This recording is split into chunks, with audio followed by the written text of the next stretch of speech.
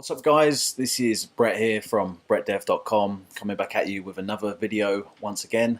And today, in this video, I'm going to be doing an interview with Tim Hallowell. Is that how I pronounce it? That's correct. Tim Hallowell. So this video is goes with the 4-week freelancing course that I've just finished over on my site, brettdev.com/freelancing, if you want to check it out. And in that course, there is a whole lesson in there that talks about lead generation and how you can use freelancing marketplaces to generate leads and to secure business as a freelancer. So Tim's basically got a course on Udemy all about Upwork. So I figured it'd be a good idea to bring Tim on for an interview so he can discuss the course and we can really dive into Upwork and talk about how it can benefit you as a freelancer. So welcome, Tim. Hey, Brett. Thank you so much for having me on. Appreciate it. No worries, no worries. So you've created a course on Upwork, you said about a year ago, right? Yeah, about a year and a half ago. Yep. Okay. And basically what I wanted to do is I wanted to have a discussion with you today about how your course can be beneficial for freelancers and pretty much get your expertise on the Upwork platform, because a lot of people just starting out, they don't know where to go to get new clients, they don't know where to go to get leads. So, I mean, if you could just tell us a bit about yourself, how you come to create the course, how long you've been freelancing, and why you decided to make the course.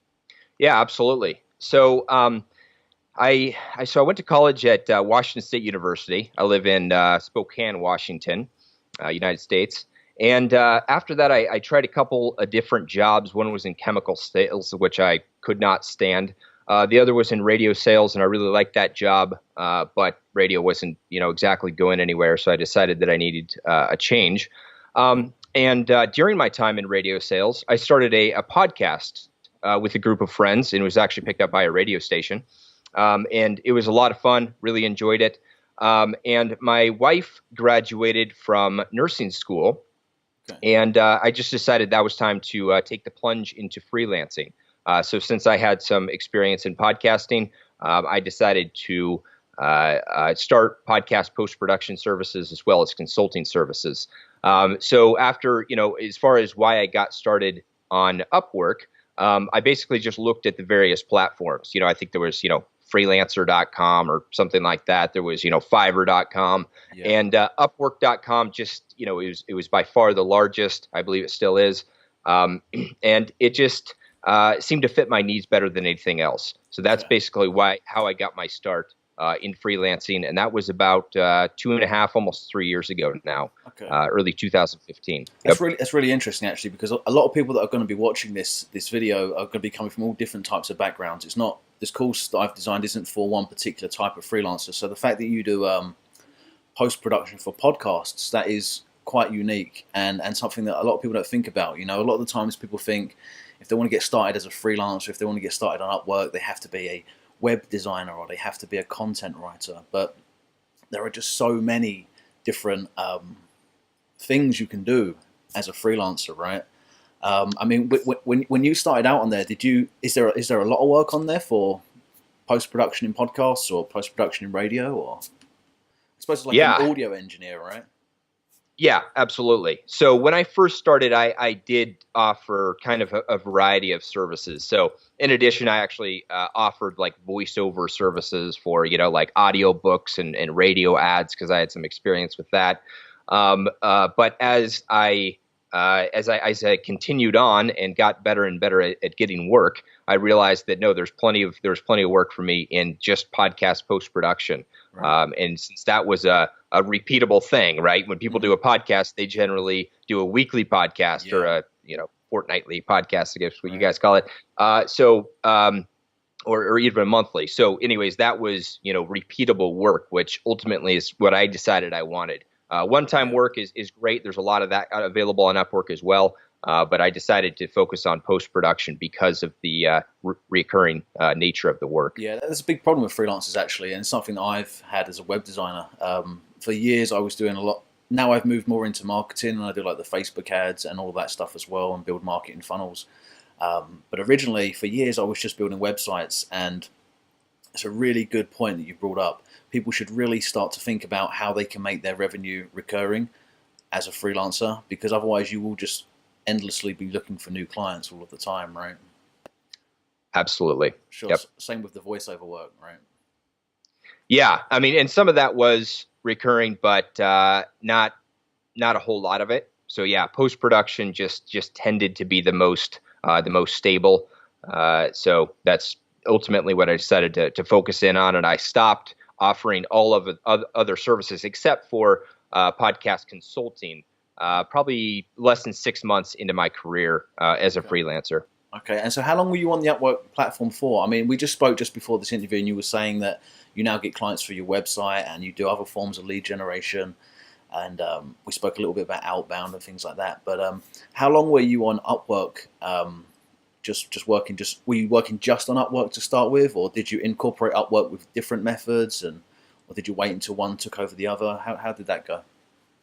Yeah. So at first I was exclusively on Upwork. I mean, I had never run a business before. I'd never been a freelancer before. I didn't know anything about, starting a website or how I might market myself for that. And that's why Upwork is such a fantastic resource, if you're just starting out, because it allows you to just go on there. There's already clients on there. All you have to do is present yourself in the right way, with the right set of skills, Hmm. and there's plenty of business to be had. Or at least that was the experience in my case and many people that I've talked to. So at first, I just started on Upwork. It was about maybe a year into it when I started my website, which was the podcastingguy.com. Hmm. And for a while, I split work between there. At first, Upwork accounted for probably 90% of my client base. Then slowly but surely, my website client base started to overtake that. And then as of, let's see, maybe a year and a half later, maybe a year ago or so, I went almost exclusively to my website. So I run basically every single client through my website. However, I do accept work through Upwork, but I no longer look for work. I no longer actively, submit proposals and that kind of thing. Yeah. And then just recently, I actually changed the name of my website to thepodcastinggroup.com. So if anybody needs help with post-production, we're happy to help. Right. Because I have a team of 4 to 5 other individuals that work with me to do podcast post-production. We do hundreds of episodes every month, and so yeah. But it all started on Upwork. Awesome. Awesome. And that's how did you come to create the course on Upwork? Because like you say, it's a great place for people to start, and that's exactly what I recommend people do inside of the training course. There are other methods that we discuss, but a lot of the times, like you say, you do a bit. You said previously you did a bit of Facebook advertising and things like that. These all have like learning curves, and they all take time to get up and running. Whereas the Upwork, you can just go straight in and start, and that's kind of why you created the course, right? To give people the a leg up so they can get in quickly and start getting clients straight away. Yeah, I mean, in short, I realized how many people were doing it wrong, right? Right. It is quite amazing to me that somebody is willing to spend week after week, month after month, submitting proposals, Mhm. and not spend even 5 hours or even 2 hours creating their profile page, or really trying to take a look at their proposals Mhm. to see how they could improve them. Yeah. I talk to so many freelancers that say, oh, Upwork sucks, and I never get any work there. It's so much competition. And Yeah. even if I do get the work, it pays horribly. The clients are all, whatever. And then I go look at their profile, and, there's a couple sentences there. They got some misspelling. They don't have an intro video. They don't have any tests completed. I look at their proposals, and they're just, they send out the same one to everybody. Mhm. You're not going to be successful doing that. Now, the Sure. great news is that a lot of people do that, and they try to be successful Yeah. doing that. Yeah. So if you do it the right way, you already have a leg up on people, and in my experience, you'll succeed very quickly. That is amazing, that point you just brought up, actually, because I thought the same thing over and over. You constantly hear how bad these freelancing platforms are and how hard they are to get jobs and things like that. But then when you do, I mean, I hire on Upwork as well. I don't just do work on there, so I hire people on there. And when you actually look at it from the perspective of somebody hiring, you're correct. It is just a bombardment of spam proposals, basically. And then you start to realize, like, wow, this is actually why I'm getting hired when I'm actually doing it correctly. And this must be why I hear this stuff from other people saying how difficult it is. But just looking at it from that other angle, you're absolutely right. Um, I mean, the course you've got now, do you want to just dive into it and talk about kind of some of the stuff you just touched on there, and like kind of what you cover, how it helps people, and really how they can get started um, effectively, quickly? Yeah, so there's quite a bit there. So I won't try to, get into the weeds too much here. Sure. But basically, this course is designed with beginners in mind. So somebody that was like I was, just coming out of maybe a corporate career, or just coming out of college or what have you, no idea really what to do. And so it basically starts from the very beginning on Upwork. And so that means, signing up on Upwork. And then, choosing what they call skill tags, which allows Upwork to identify, what industry you're in, what kind of skills that you have, and that allows them to identify what jobs you might be a good fit for. And then we go into designing your overview, which is basically your elevator pitch on Upwork, on your profile, that allows clients to take a look and see, who you are, what you say you can do. And of course, I have a lot of recommendations on what I believe should be on there. Now, there's a lot of different approaches to it, and it's okay to make it your own. But people that have started with the way that my recommendations, I've seen do very, very well. So again, this is one of those things where you can make it your own, but I do recommend that you start out with following my guidelines, and then making it your own as you go. From there, we go into the importance of creating an intro video and how to do that. What needs to be in the intro video.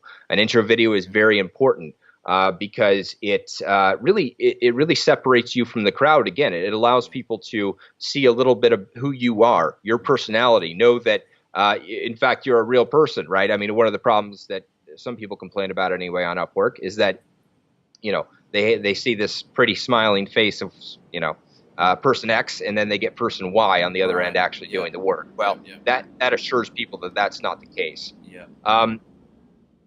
Let's see here. And then the next section is called, after we've kind of gone over the basics of signing up and submitting your profile, and it's very important to fill that out the right way, because, and I'll tell you why. The reason why is that as Upwork becomes more and more competitive, as more and more freelancers sign up for Upwork, they're letting less and less people through, right? So there's a lot of people that will contact me and say, hey, my profile, they said we do not have, room for you, or your skills do not match at this time, or I can't remember the verbiage, but basically just saying we're not going to let you in because, we already have enough freelancers. Well, they're always going to let somebody in that has, at least in my opinion, they're always going to let somebody in that has the right qualifications and presents themselves in the right way, because they want quality freelancers. A lot of these times when somebody emails me, I say, okay, send me a link to your profile. I take a look at it, and they've done absolutely nothing that I recommended on their on the course there. And same with the proposals. So it's very important that that you take your time to build the profile the right way before submitting the profile to Upwork. I've noticed that. Sorry to interrupt you. I've noticed that come up a lot. That question. People have been actually sending me messages through YouTube with the same, or leaving comments. Sorry, with the same thing, saying that their profile has been rejected. I mean, what experience do you have with that? Is that just a case of Upwork are just trying to up the quality of the freelancers on the site? I mean, have you had any students that have had that problem that have been able to overcome it? Oh yeah, many. Yes. Okay. And some have had more difficulty overcoming it. And there's some that I guess I've just never heard back from, so I don't know for a fact they overcame it. But after I made a few recommendations, then they said, okay, thanks, I'll try that, and then did get back with me. So I'm going to assume that they were successful. Now, part of it does have to do with the industry you're in, right?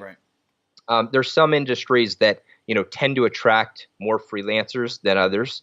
And there's other industries where there's just not as many jobs available on Upwork, so they need less freelancers going after those jobs. So it kind of it depends a little bit on the industry that you have chosen. But by and large, I found that if people follow my recommendations and really do a quality job on their profile and provide examples of work they've done before that are of the high quality, then they generally have a lot of success getting into the Upwork Pro, being approved to be part of the Upwork platform. Okay, yeah. Something else I noticed on Upwork as well, that a lot of people aren't doing is there's a lot of crossover. Like you say, it depends on the industry you're going for. Now, if you select writing, for example, you might be a creative writer, a copywriter, and I guess the same goes for you. You were first doing the voiceover, and then you were doing audio post production. So, I mean, if anyone is having that problem, I mean, I suppose that could benefit them in some way. Perhaps select something else that you're kind of good at, which is similar, and there might be a higher demand for that particular subset of skill. Yeah, I mean, it could be. It just kind of depends on the situation. I mean, I would recommend that uh, maybe if you're a creative writer, for example, your example there, maybe going on to the Upwork platform and taking a look at the jobs that are available right now Right. for Beforehand. that. Yeah, beforehand. Hmm. And so then kind of what's in demand and maybe what's not as in demand. And sometimes that's not what you might think it would be. So Yeah. it's always a good idea to do a little bit of research before you decide what you're going to be focusing in on. And then from there, after we've submitted the proposal and built the profile the right way, then we go to a section called Winning on Upwork. And that is all about, finding work, building proposals, interviewing with prospective clients. That's crucially important. Getting that interview is very important, and I have strategies and tactics for getting that interview. But then once you're in the interview, of course, you need to conduct yourself in the right way in order to have a shot at winning the work. Hmm. And so then also I go into attracting your first client, which Okay. can be the hardest part. So some strategies and tactics around getting, those first few clients so you can build up your reputation on Upwork. And what would you recommend for people that are starting out with regards to pricing? I've always told people, really, you want to build reviews. That's always been my approach. The more reviews you have, like more social proof, the more likely you'll be you get hired. So I always say to people, like when you first start out, do lots and lots of small job, cheap, just to get your review score up. I mean, how does that affect you getting your first client? Would you share that same opinion, or do you have any other tactics? Yeah, I mean, so, when I first started, I actually offered to provide a sample free of charge for people. Okay. So that may not be right for everybody. Now, it's not it's against the TOS of Upwork for the clients to ask you to provide free work, but that doesn't mean you can't offer to do that for them.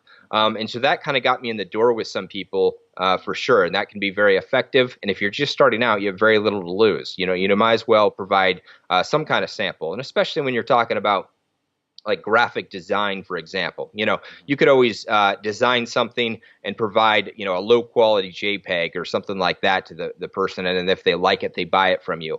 Now, of course, once you're established, you don't want to do that kind of thing. You want to be paid for absolutely everything you're doing. Hmm. At least that's my opinion. But when you're first starting out, yeah, there's other things you have to do. As far as accepting the very low paying jobs, I do think that's a good strategy. However, I usually recommend to accept the jobs that are fixed rate contracts. So Okay. because it looks pretty weird on your profile, anytime you do a job, it shows up on your work history. Right. So it's kind of, even if you got a 5-star review, it's a Mm. little bit weird if people go on there and they're like, all right, this guy got $3 an hour for this job, and now he's asking for $50 an hour for similar work. I had Like that I doesn't had make much sense. I had a friend bring up the exact same thing about a month ago. He said to me, like, he wanted to increase his rate, and his girlfriend was working on Upwork, and she got a complaint where she had upped her rate, like doubled it or something overnight. And the guy actually said, like, well, why have you been doing this work for other people for this price? So that's a good point. Yeah, and so fixed rate contracts, of course, you might be designing a logo for only $10 or something, but nobody can be too sure on what that entails, right? Hmm. I mean, maybe you just had to, change the coloring or something, Yeah. on an existing logo or what have you. So, yeah, in general, if you're going to use that strategy, that's great, but I would recommend just going with the fixed rate contracts, not the hourly rates. Yeah, that's what I always recommend. I just say as well, just to do very small jobs, the smallest jobs possible. Like That's if you're a web designer, don't take on a big 2 month project for a really cheap rate just because you want to get a review. In that 2 months, you could have done 20 jobs for $10 and had 20 reviews, as opposed to wasting your time for 2 months and doing absolutely. that. Absolutely. Yeah. And so the next section is called Mastering Upwork. This just digs a little bit deeper into Upwork, and I talk about, how you get paid, the best way to get paid, in my opinion. The job success score. Now, the job success score is, we kind of alluded to it. You have a rating system, and you get rated for every job after the completion of the job. Not everybody leaves a rating, but most do, and I usually ask people to, and that does up your chances. And this is your reputation on Upwork, so it's extremely important that you understand where that number is coming from and all the things that can affect that score. And so this is a section that's very important. And then lastly, I talk about what I call, becoming an Upwork superstar.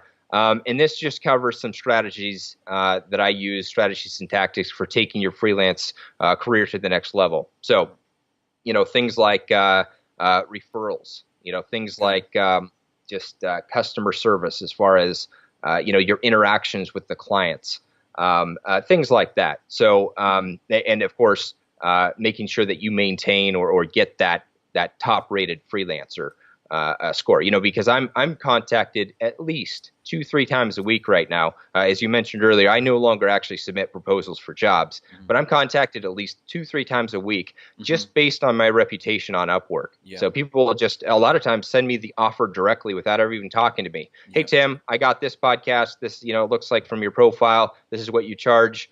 Here you go. Let me know if you have any questions. I mean, that happens all the time. Yeah, yep. I think people, obviously, when you are just starting out as well, you don't realize that's possible in the long term, but it is. And as you do gain experience, you do just get a lot of invites, and these people that are inviting you don't even want to compare you with anybody else. They just find you, they hire you straight away, and if you haven't got any work on, or if you've got the ability to take on the extra work, it is great to just be able to do it.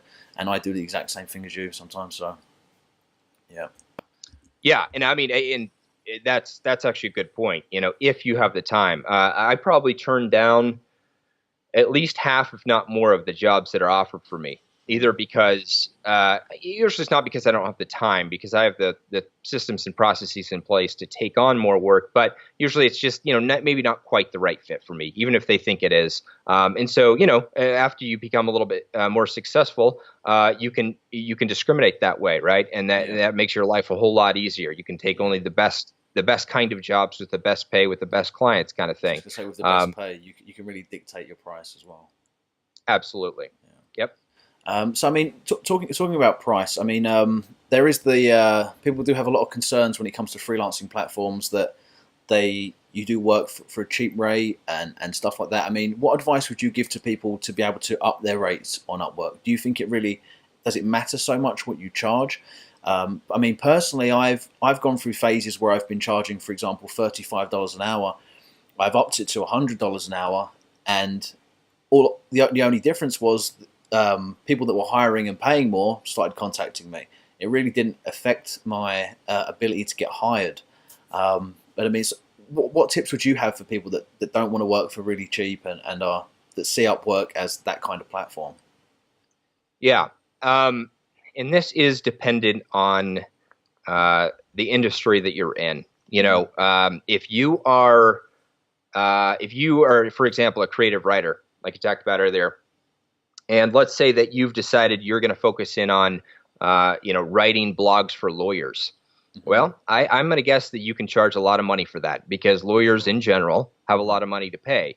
However, there's other creative writing things that you are working with people that maybe do not have that same level of ability to pay. And so your price does matter a great deal more to somebody like that. So, and that's another thing to really think about when you're getting into freelancing, deciding, what your specialty is going to be. It's great to be a creative writer, but even in the writing field, not everything pays the same. So, right, if you were to charge $20 an hour, that actually might be a turnoff to a lawyer. Whereas, $100 an hour might be more in line with their expectations, and you would probably have a better chance. Sure. So it really just depends on the industry you're in. Now, as far as what I did, I started, I think, at like $18 an hour or something like that. It was pretty bad. I got plenty of work, and then I decided, okay, this is just not enough money for me. I need to up my rates. And I did lose, a few clients that I already had. Right. But I think at the time I upped it to $30 an hour or something like that. And you're right. I just found that I just got other types of clients, and usually Sure. those were actually a lot better to work with. So at first, in general, I find that it's good to start fairly low, just where you're building up your reputation a little bit. Just get those But after, reviews coming. yeah, in some, especially if this is a new industry to you, right? Hmm. It might take you a little bit longer to complete a project than somebody that actually knows what they're doing, charging $100 an hour. So Yeah. in my case, it made sense to start low and just start working my way up Yeah. as the months progressed. If you are watching this video, anybody that's watching this video within the context of the 4-week training program that I've put out, they would have already seen that I do actually have a couple of lessons in there about discovery calls and about dealing with clients. And just going back to what we was just talking about is in those lessons, I discuss kind of like, rather than just taking the job straight away, you can actually get on those interviews with those clients, and you can actually kind of negotiate your price a little bit and more sell your value to the client rather than just charging a rate outright. I mean, is that something you've ever done? Is it something that you would recommend people do? Yeah, and I mean, one of my favorite things to do is to have add-ons available that make sense to the client. So, for example, in my industry, I might be offering podcast post-production, right? So they hire me for that, but then I say, hey, I also have the ability to offer you show notes. I also can provide artwork. I Right. also can provide transcription. I also Hmm. can provide, XYZ. And really sell them on that idea. So, you Yeah. might start with a $35 job that Hmm. becomes a $200 job. I mean, it Right. happens all the time. Yeah. So you have to know, in my case, that's what makes sense is starting with, okay, yes, I'd be happy to offer you your post-production editing at $35 for this episode. Hmm. However, here's what more I can do for you. And it's your choice whether you want to move forward with that or not. Sure. It's really just running your freelancing business as a business, and this is what I preach throughout that entire course. It's just it's not just a case of going from job to job to job.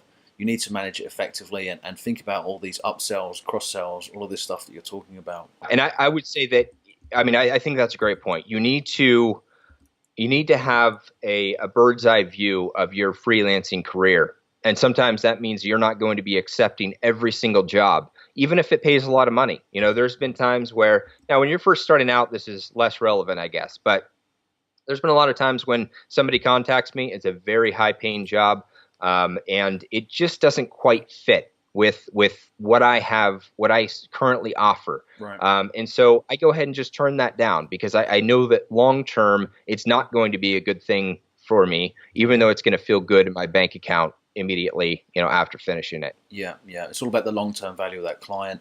I know Upwork do have terms of service where you can't take clients away from the platform, and I would recommend against that because you can actually get your account banned. But I mean, what I advise is people to still keep an eye and still keep track on the clients that they have actually inside the Upwork system. And you'll find a lot of the times the clients that I've picked up, particularly, there'll be clients for years and years. They'll be the same clients. And I actually find that the more and more jobs you do on there, the more of those clients you build. And then you actually find yourself in a position that, like me and you are in, where you actually don't have to do proposals anymore. And you're just working for the same clients, and people are just sending you invites, and it becomes a lot less work, basically. Yeah, I mean, there's nothing easier than just getting a proposal or getting an offer, once, twice, three times a week or whatever, Hmm. and then deciding whether or not you want to take it. I mean, it just Sure. cuts out all of the hassle because yeah, you can spend a lot of time sending out proposals, Hmm. and that's another thing that I talk about, during my my course on Udemy is the importance of not just sending out these template emails to or template proposals to absolutely everybody. It's okay to have a couple templates that you have for various scenarios, or maybe even 5, 6 different templates. But it's important to modify those Yeah. for each client at least slightly, so Hmm. that they know you actually read their proposal. Yeah. Saying something like, "Hey, I noticed that you mentioned this, this, this. Well, I do this, this, this." Just proving to them that you actually read it. Or a lot of times at the very end of the job offer, they'll say, include the word Apple at the very beginning, so I knew you read this. Yeah, yeah. So it's important to read the job postings and modify your proposals, so you're not just sending out these blasting out these template proposals. It's just not going to work for you. People can see right through it. I find a good tip is always to address the person directly by their name. And when you send an invitation, you'll get their name. But even if you're not sending an invitation, what I used to do was go through the feedback, and people would put like, "Oh, working with Tim was great," and I would just read their feedback and see if I could pick out their name. So then when I submitted the proposal, I was just addressed them by name. And it's just little things like that, it's little small things you can do. When they're opening up 10 different proposals, and your one is like, "Hi Tim," it stands out, and it's just, there's lots of ways to get their attention. I'm assuming that that's kind of like inside of this course. This is what people can learn. Tips like this, tricks like this, how to actually stand out, and how to be one of those people that actually make Upwork work and actually get their freelancing business kickstarted, as opposed to being somebody that just complains, "Oh, Upwork doesn't work," and just stay stagnant basically and don't even bother building a business in the end. Absolutely. Yep.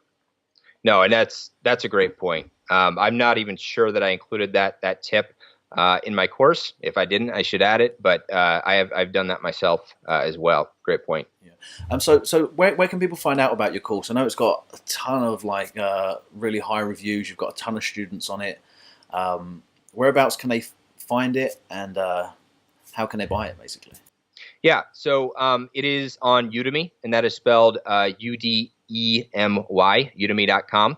And Brett, I know that you have the link to the course, so I'd encourage people just to look in the resources section or whatever you have there and find the course that way. Yeah. If you look at this video over on YouTube, the link will be in the description. And if you're looking at this video as a part of the free 4-week freelancer training, the link will be in the email as well. Just finishing up, what would be the one piece of advice? I mean, like I say, a lot of people that are going to be watching this video are just starting out. They want to start like you say, they've probably got a corporate job. They want to become freelancers. They want to take their work online. What would be the one piece of advice you would give them? Yeah, I would just say that you can do it. For the vast majority of people, if you follow the right steps, no matter what kind of service you're offering, you can do it. It might not happen overnight, but it will happen extremely quickly, a lot quicker than you might think. It doesn't take months or years to build up a decent client base for a lot of people. Mm-hmm. It can, depending on the industry you're in. But I would just say get started right now. I remember when I got my first, I think it was like a $300 contract or something like that on Upwork, and I was just ecstatic. I could not believe it. Somebody was paying me to do something that I could do anywhere at any time and make very good money. And that was only a couple weeks after I started my Upwork profile. Of course, I think I had gotten a few very small $10, $20, $30 jobs or whatever, but nothing I could really call real income. But a couple weeks into it, I got my first job for $300. I remember I was just so excited. I called my wife to tell her about it, and you can do that too, just get started. Go on Upwork. Now, Brett, as you and I had talked about, I don't necessarily recommend sticking with Upwork in the long term. There's some downsides to it, but it is a great place to start your freelancing career. So I would recommend it to anybody. Okay, awesome. Well, thank you very much for coming on the channel, man. Hopefully, I'm sure people will take a lot of value from this. It's going to be on YouTube, and like I said, it's going to be embedded in my my free 4-week training, which I'll also link to below in the description. It's completely free. There's over 10 lessons in there. There's tons of video interviews just like this. And yeah, so thank you very much. And until next time, guys, this is Brett from brettdev.com, and we're out. Peace. Thanks, Brett.